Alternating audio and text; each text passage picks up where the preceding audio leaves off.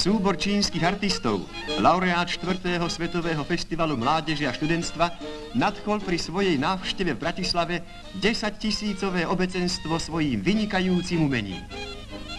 Prinášame ďalšie zábery z vystúpenia v Bratislavskom amfiteátri. Krasojazdu na bicykli predvádza Čín je Čín.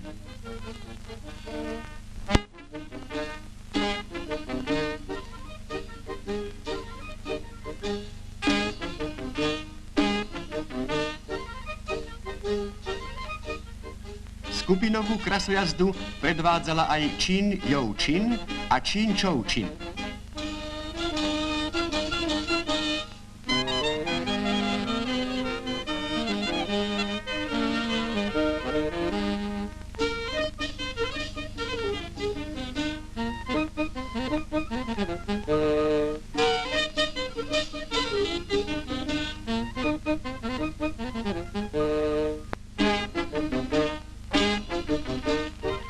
Vynikajúce umenie čínskych artistov vyvolalo nebývalé nadšenie bratislavských pracujúcich a tento kultúrny večer sa zmenil na mohutnú manifestáciu priateľstva československého a čínskeho ľudu.